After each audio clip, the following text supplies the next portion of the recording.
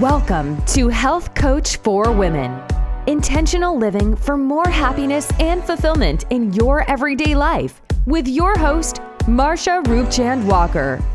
Join Marsha as she shares her own personal wellness journey, as well as stories from our guests that will enlighten and inspire you to move towards better health and happiness. Now, here's your host, Marsha Roopchand-Walker.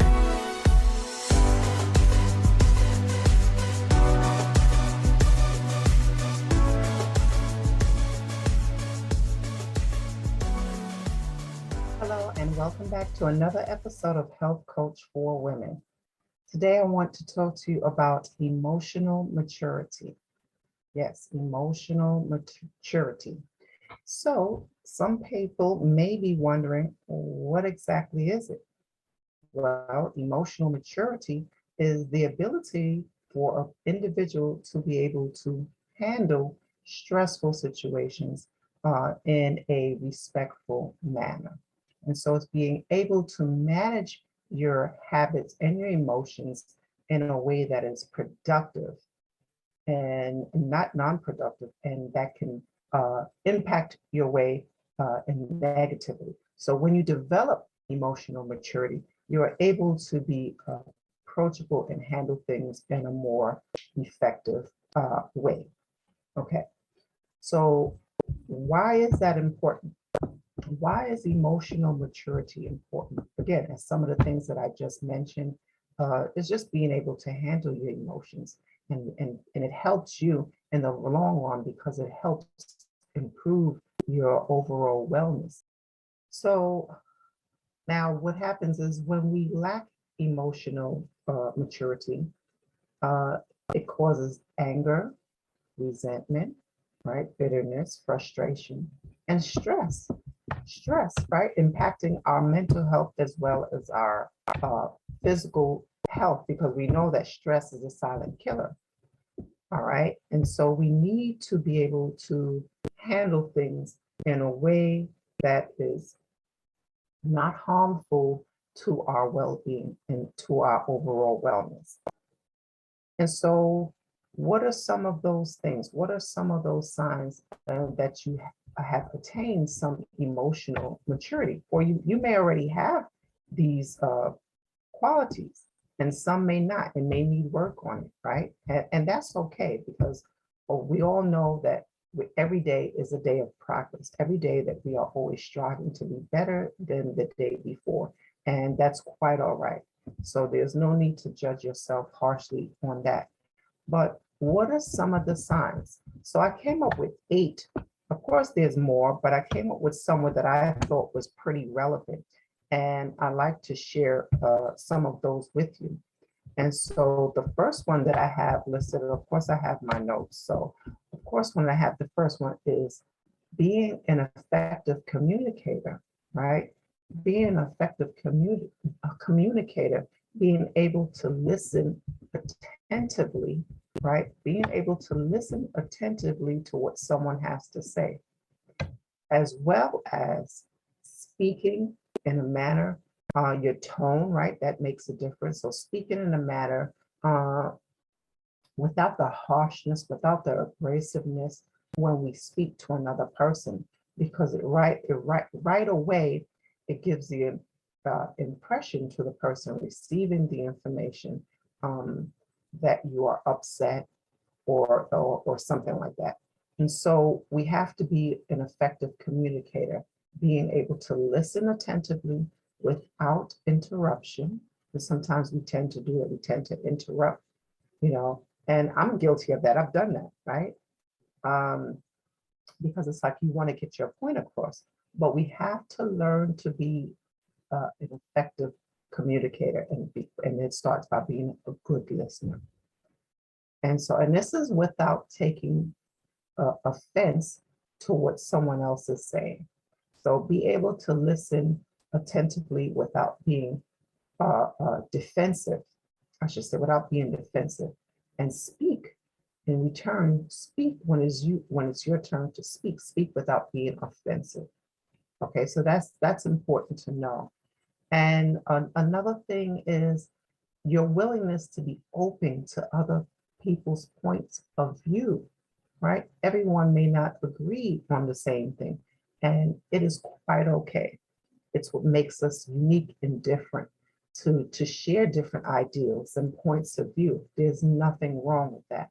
But we have to be willing to be open and respectful enough to hear another person's point of view and looking at it from a different perspective. So we have to be willing to do that, even if we may not agree, right? It's even if we don't agree, because we don't always agree on the same thing, right? And I'll use my husband as an example. We don't always agree on the same thing, but it's about being able to hear that other person's point of view without taking offense, without being offensive to another person. So we listen, and we listen attentively, and we're open. And so another thing is being approachable, right? We have to be approachable. And one of the signs of not being approachable is body language, right? And so when you're closed off, if someone is speaking to you and you're right away reject what it's the signal it sends, if you have your arms folded and you're tapping your feet and you're looking away while the other person is speaking, you have already closed the conversation. The conversation has already been closed before it began because your body language is saying something totally different. Even though you may say, well, I'm listening, I hear you, right? But your body language is saying something else. And so you have to be approachable. And the body language definitely speaks for itself without saying a word. And paying attention, being approachable, right? And being approachable is, again, it goes back to having the attitude and the willingness to hear the other person. So if you right away take up a defensive mode, or you right away start to get angry before you can even speak to a person, or they know that you have this hot temper and you're always flying off the handle, then the person may not know how to approach you, right? And so we have to be mindful of that. We need to be mindful of that. And what is another thing? The ability to be able to maintain self-control. You have to be able to maintain self-control. That's important.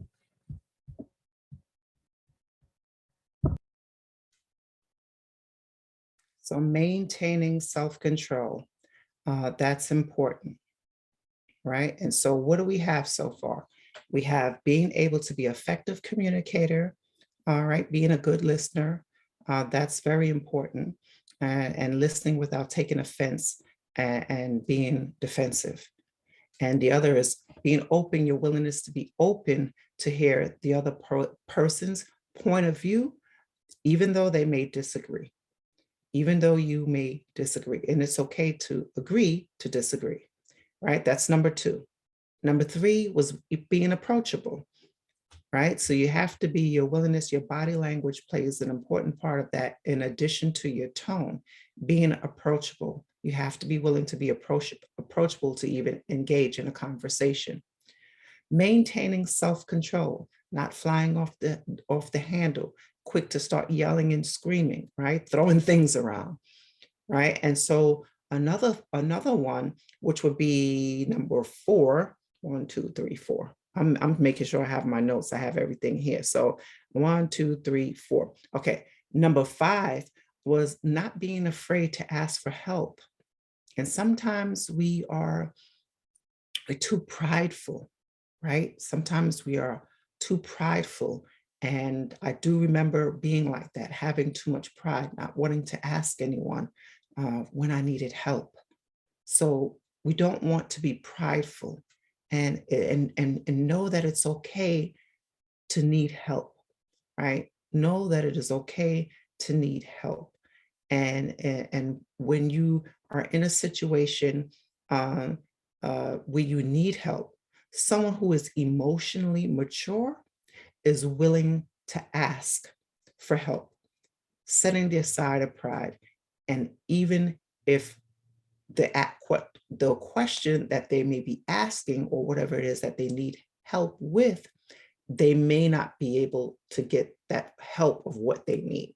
So what do I mean? I mean, you may be in a bond or a situation where maybe you need to borrow some funds, or whatever the case is. Maybe you needed milk for the baby, or whatever the case is, whatever it is that you may need something, right? And the person may not be able to give it to you at that time.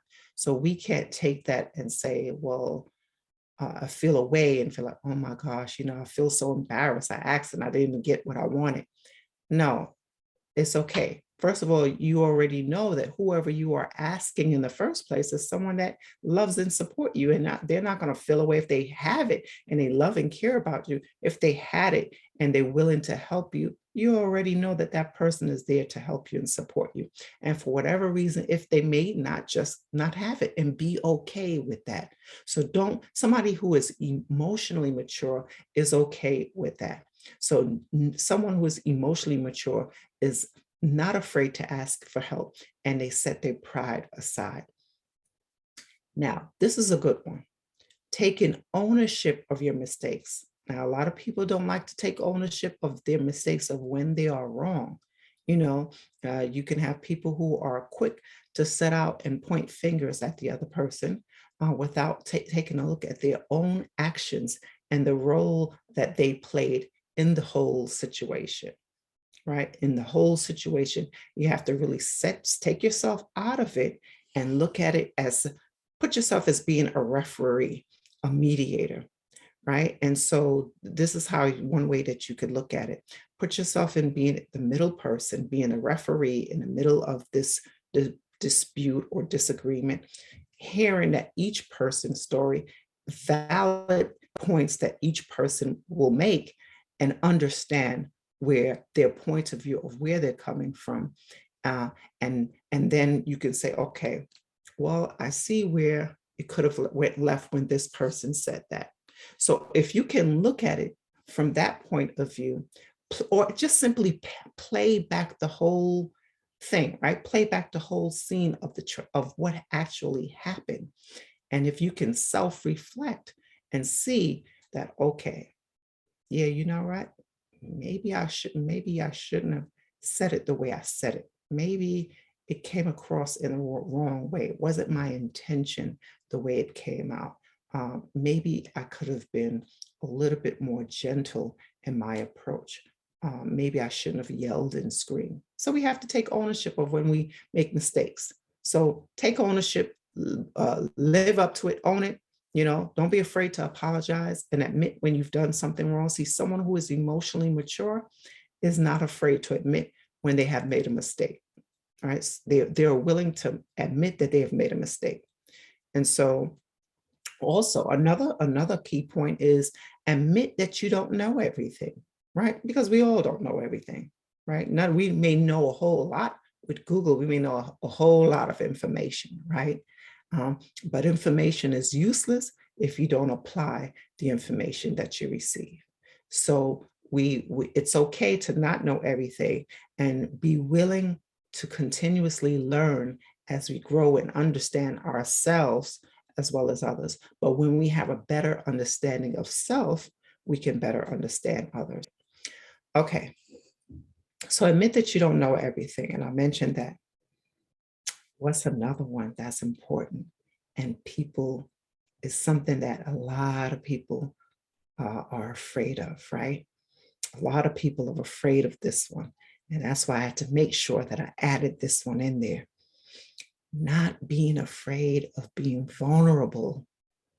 Think about that for a moment. How many people choose to be vulnerable?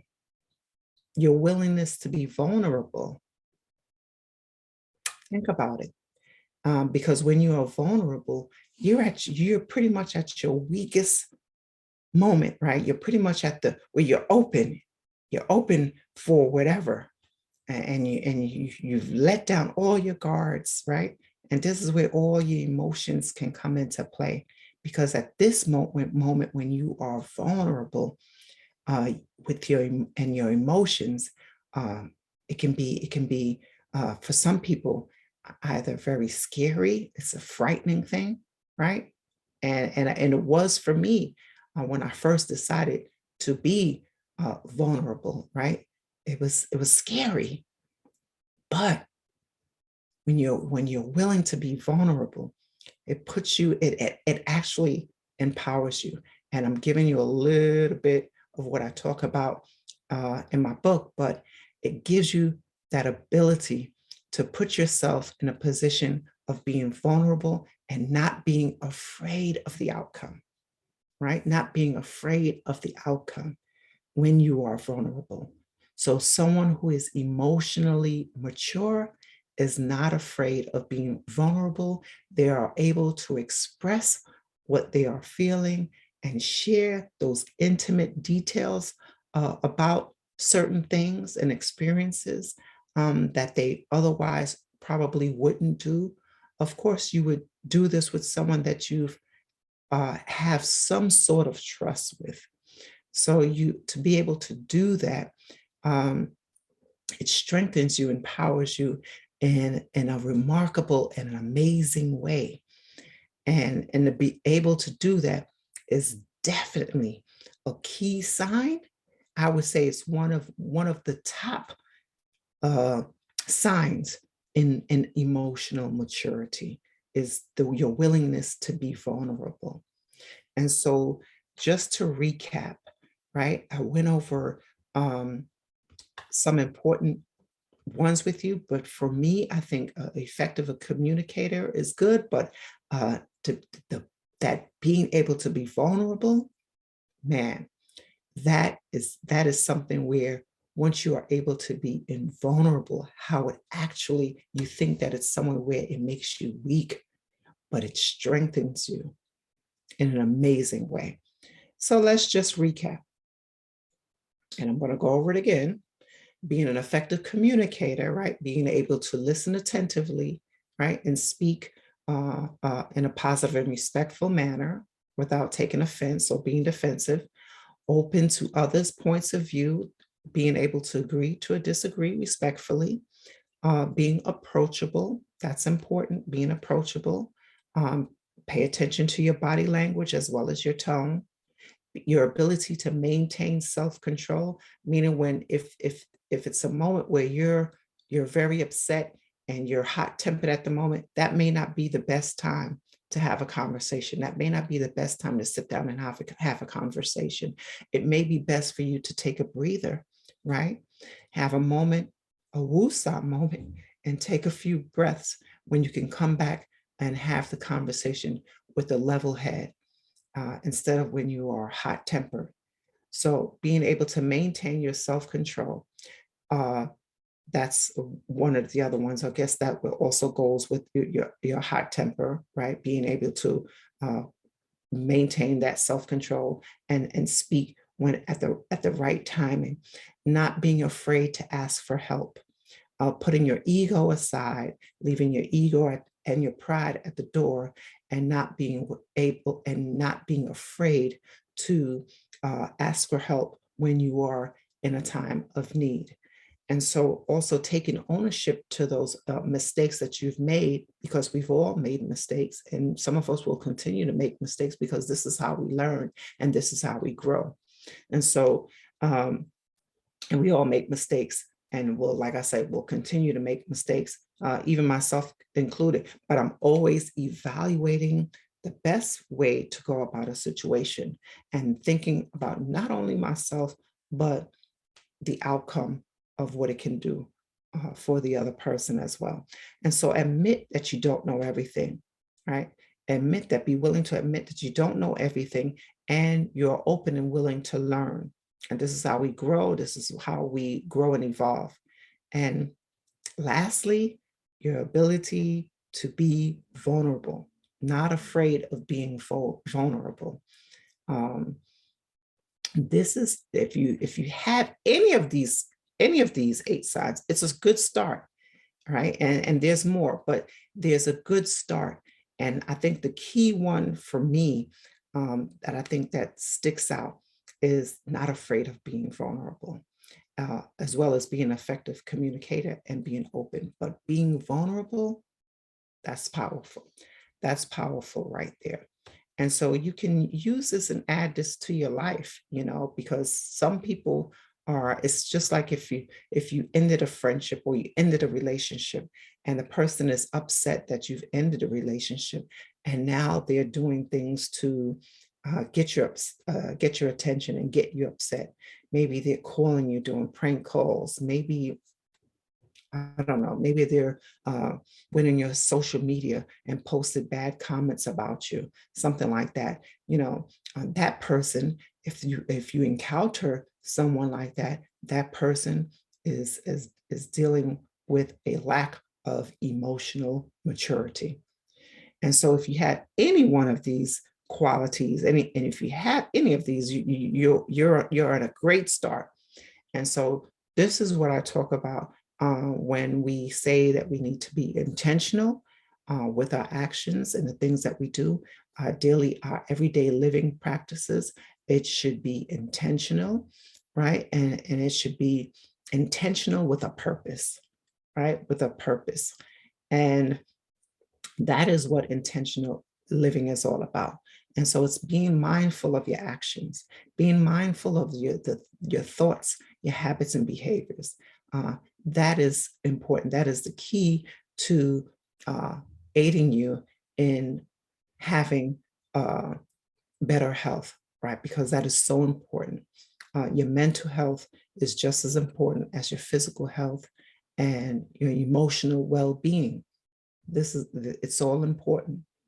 It's not just that one thing, it's the whole picture. And to be able to be in balance or harmony, I like to use the word harmony, because sometimes we may have to put in more energy and focus to one thing rather than the other, but they all need to be attended to, right? So all aspects of our lives need to be nurturing and fulfilled. And so I hope out of this episode that you have found a way to at least to improve your emotional maturity. Okay, and I think that is all I have for you today. And if you are dealing with